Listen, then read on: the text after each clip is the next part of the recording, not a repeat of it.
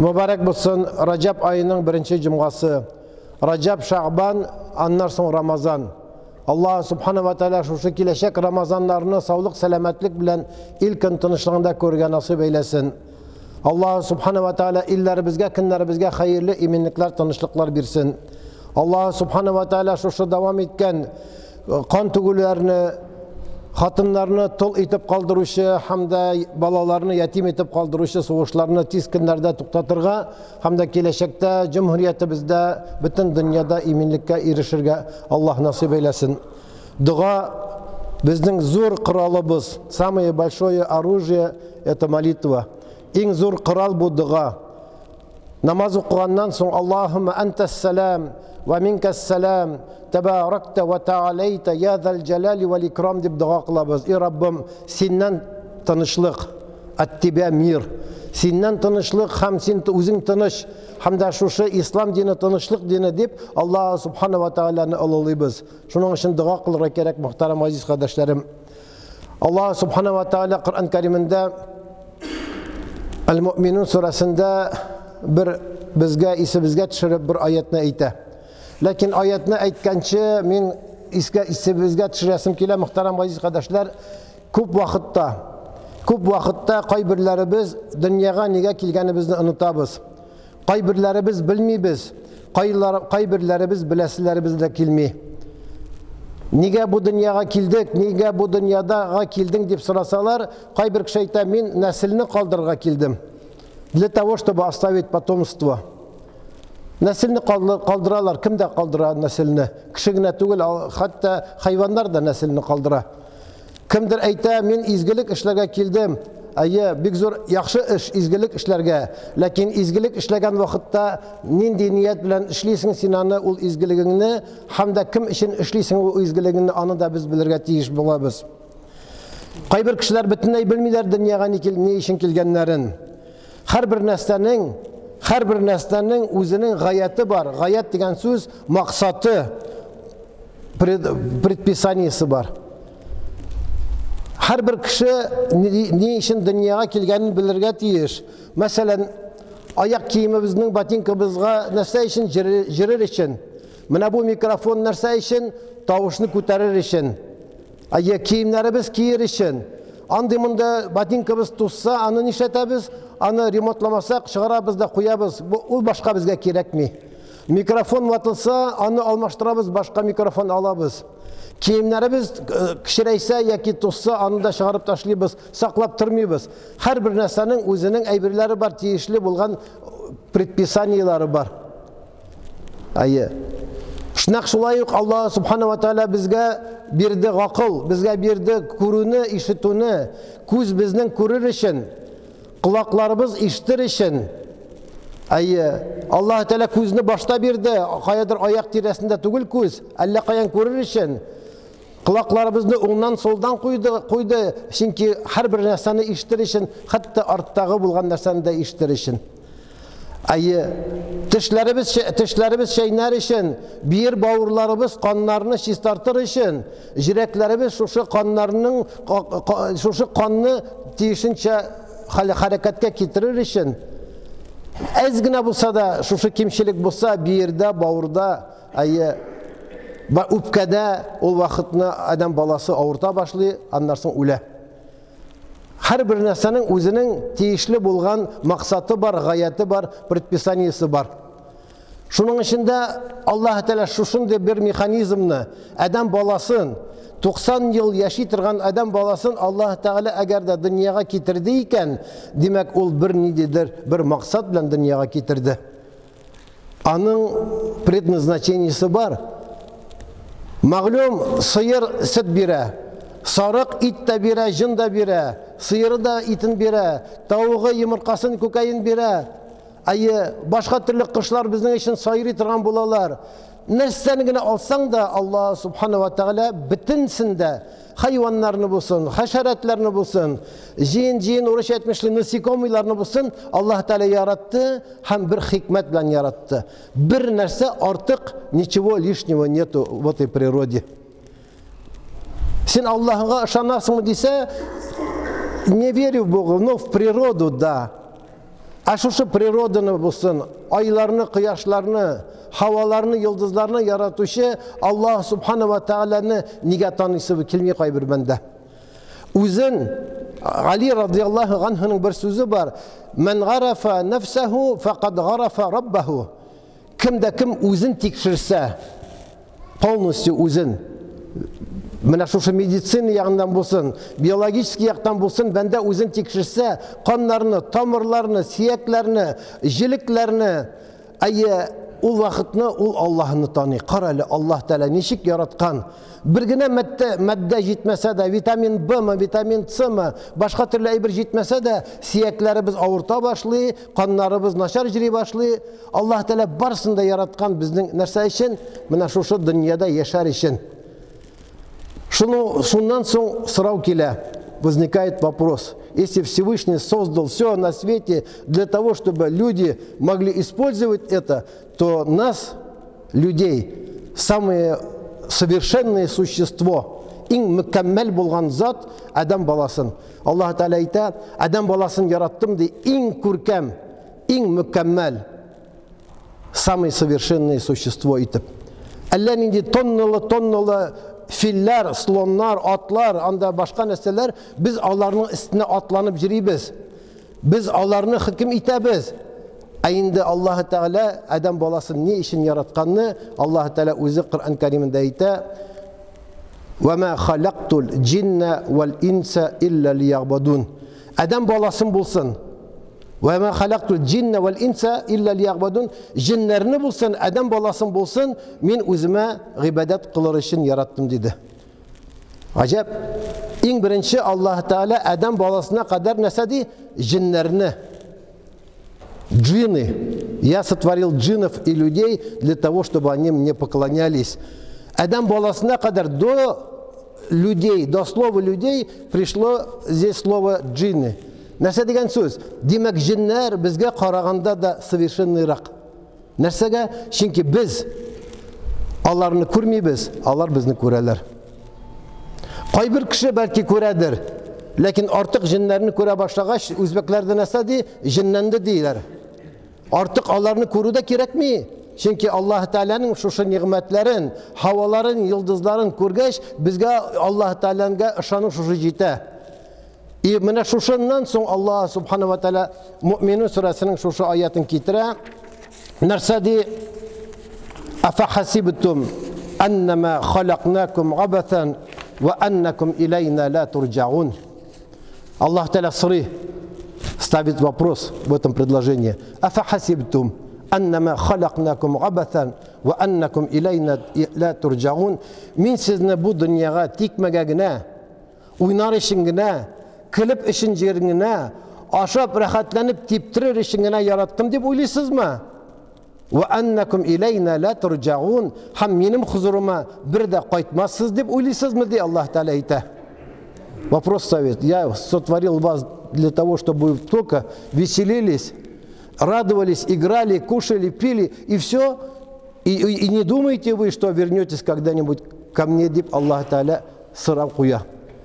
Менә шушы сұрауға мөхтәрәм азиз кардәшләр ничек җавап бирергә? Кемдер әйтә, дин, шариғат, менә мусламаннар, намаз укыйлар, ураза тоталар, хаҗга баралар, закат бирәләр, корбан чалалар. Менә шушы әйберләр алар исламның рөкене. Бу обязанности ислама, фарызлары.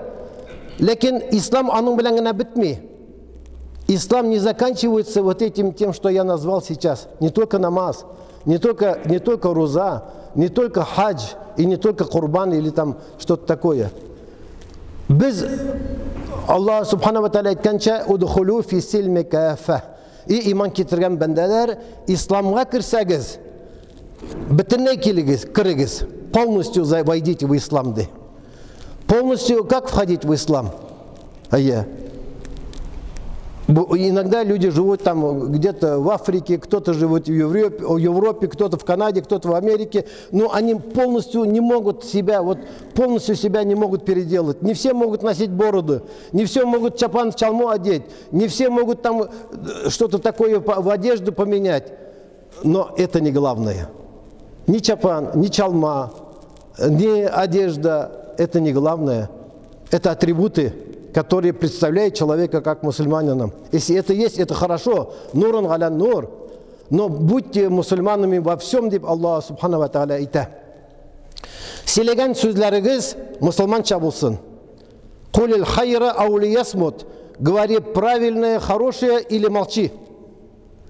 Ашаған ризықларыңыз халал болсын. Тыңнаған әйберлеріңіз файдалы болсын. Қайбір вақытны күні бойы музыка тыңдайсың да, машинада барасың, музыка тыңдайсың, тіге биюні тыңдайсың, татаршаны тыңдайсың, өзіміздің национальный, древний нелерін тыңдайсың да, и өзің де сезмейсің, нешеге етіп намаз вақыты кеткенні. Слушаешь очень много музыки, ненужных вещей, анекдоты, там какие-то там пельмени, есть такие передачи, и сам не чувствуешь, как твой иман начал ослаблять и не заметил, как прошел намаз. Шуның үшін сіздің сөйлеген сөздеріңізде де, ашаған ризықларыңызда да, сіздің тығынаған әйберлеріңізде де мұсылманша болсын. Peygamberimiz sallallahu aleyhi ve sellem ayta sahabelerge, sizning xotinlaringiz bilan birga yatuvingiz o'zi sadaqa. Вечером, ночью спите с женами, занимайтесь своими там делами, это и есть садаха. Сподвижники говорят: я Расулуллах, как же может быть, вот ты с женой бросаешь семя в нее, бросаешь семя, и это и есть садаха? И пророк, саллаллаху алейхи вассалям, сказал: а если ты бросил семя в ненужное место, в харам, в зина, то это что бы было? Это был бы грех, то грех, а это садаха, это ибада. Даже быть своей разрешенной женой, это уже ибада, это уже поклонение. Быть со своими детьми, побольше общаться со своими детьми, быть с ними, спросить, как они, поиграть с ними, посидеть с ними, а не просто дать ему планшет, сиди там, не мешай. Вот это уже есть айбада, это уже есть. Улыбнуться своему другу, аль-калимату тайибату садака, сказать красивое, хорошее слово своему брату, это уже есть садака. Улыбнуться своему собеседнику, это и есть садака. А если ты встретил своего мусульманина друга, и этот друг мусульманин, оказалось бы, он одет как мусульманин, он такой серьезный, у него там борода, все, но с тобой по-хорошему не встретился, на тебя хорошо не посмотрел, не улыбнулся. Не надо, чтобы смеяться, просто улыбнуться и сказать: ассаляму алейкум. Ва алейкум ассалям ва рахматуллахи ва баракатуху. И вот в это время фаришталар приходят, а ангелы приходят и прощают те грехи, которые у вас были. Те сомнения, которые были между вами, вот этот салям, он это убирает, ликвидирует. И пророк, саллаллаху алейхи вассалям, сказал: ат-табассуму аля ваджхи ахика садака. Просто улыбнуться в лицо своему брату, это и есть садаха. Мы слышали, что Хазрат говорит: ар-риджалю каввамуна аля ниса. Мужчины, они сильнее, чем женщины во всем, и они должны быть сильными во всем, и они должны там приказывать, они должны... Да, правильно, так. Всевышний сделал мужчин сильнее. Но это не говорит о том, что ты каждый раз свою жену ругал, каждый раз говорил: вот у нас в исламе вот так положено. Нет. Пришел домой, и ты голодный.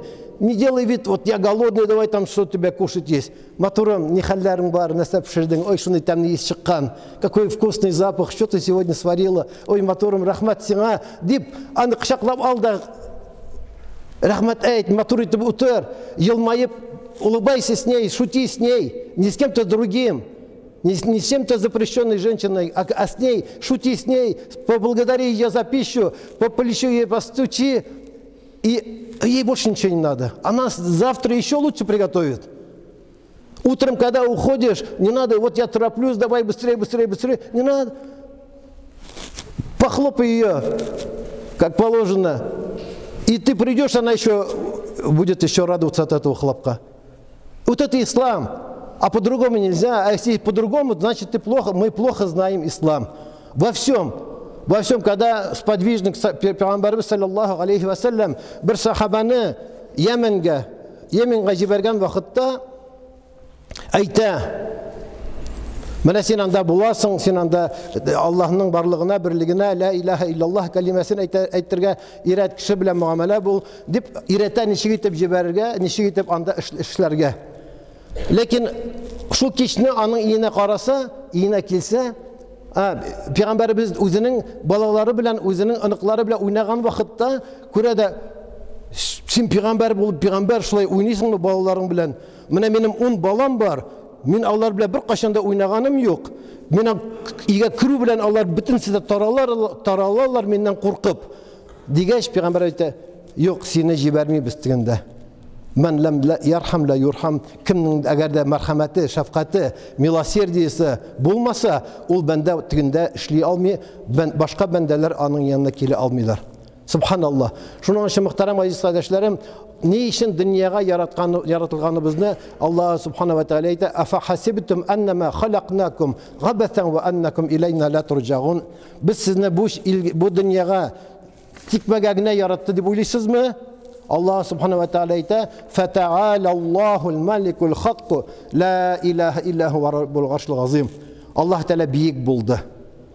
Аллаһ тааля биек булды. Кемдер үзенә кумир сайлый. Для меня кумир вот этот хоккеист, вот этот футболист. Для меня кумир вот этот артист. Для меня кумир вот этот боксер и так далее, и так далее.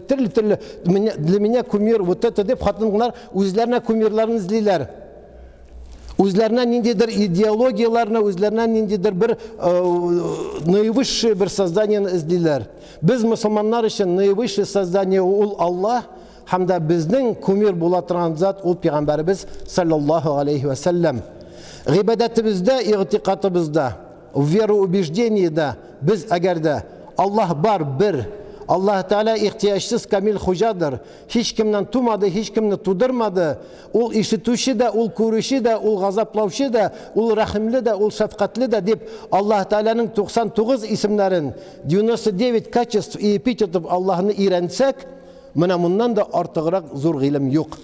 Пәйгамбәрбез саллаллаһу алейхи ва саллямның аның сирасын, аның тәрҗемәи хәлен, аның автобиографияларын көненә бер 15-20 минут кына булса да укысак, Абу Бәкр, Умар, Али радиллаһу анһулар һәм аннан соң килгән сахабалар, аларны укып нитсәк, безгә бернинди кумир кирәкми. Менә шушы безнең динебез, исламыбыз безнең һәрбер минутыбызда да булырга тиеш. Аллаһ субхана ва тааля әйтә Коръән Кәримендә: "Ма халакнас самавати вал арда ва ма бейнахума лаибин." Без шушы җирне, күкне һәм җир белән күк арасындагы булган әйберләрне уйнап җирешеңне яратмадык. Әйе, булай гына яратмадык. Ад-дөнья мазрагатул ахира. Дөнья бу, менә бу яшәгән безнең тормышыбыз, бу ахиратның игенлеге. Вот это дунья, это житница вечного. Менә бу дөньяда нәрсә чәчсәк, ахиратта шуны уратыран булырбыз. Что посеем здесь в этой дунье, то пожнем там в загробном мире, иншаллах. Шуның өчен Аллаһ субхана ва тааля һәрбер безгә дә шушы хакыйкатьне аңларга, иң зур нәрсә, иң кадерле нәрсә, иң кирәкле нәрсә бу игътиқад. Это вероубеждение. Менә шушы игътиқад, Аллаһка ышану, Аллаһ Таалядан курку, фақат гыйбадат кылганда гына, мәчеттә генә түгел, Мәккәгә баргач, Мәдинәгә баргач кына түгел, бәлки синең ашаганда да, ишкәндә дә, җиргәндә дә шушы игътиқадың нык була торган булса, ул вакытны Аллаһ субхана ва тааля безне дөньяда да, ахиратта да бәхетле итә. Тагы бер Коръән аяты белән сүземне тәмамлыйм. Аллаһ Тааля Коръән Кәримдә әйтә: İbrahim aleyhisselam'ın sözü bilen inna salati ve nusuki ve mahyaya ve mamati lillahi rabbil alamin la şerike leh ve bizalika umirtu ve ana evvelul muslimin. Ne için okuyuz? Для чего мы это делаем? Зачем ты это сделал? Дип әйтсәләр, нәрсә дип әйтергә кирәк? Ливачиллах. Аллаһ ризалыгы өчен. Менә шушы теге кеше күрсен өчен түгел, теге кеше мактасын өчен түгел, миңа пенсияга күбрәк акча бирсеннәр өчен түгел, Аллаһ ризалыгы өчен дисәң, Аллаһ Тәгалә әйләндереп, әллә нинди бәрәкәтләрне бирә торган була. Инна салати, минем укыган намазым, ва нусуки, минем тоткан юлым, минем тоткан дөрес юлым, ва махьяя, минем бу дөньяда яшәвем, ва мамати, минем дөньядан китүем, үлемем, ничек? Лиллах. Аллах өчен булырга тиеш. Раббил аламин, bütün галәмне яратучы Аллаһ Тәгалә өчен булырга тиеш. Шуның өчен мөхтәрәм газиз кардәшләрем, хәтта утырып ашаган вакытта да, утырдык, ашадык. Пәйгамбәрбез әйтә: "Я гуламу, саммиллаха ва кул бияминика ва кул мимма ялик." Балага әйтә: "Я гуламу, кичкенә бала. Саммиллах, ашаган вакытта нәрсә ди? Бисмиллахны әйт. Бисмиллах. Ва кул бияминика, уң кулың белән аша. Ва кул мимма ялик, үзеңә якын булган табактан аша.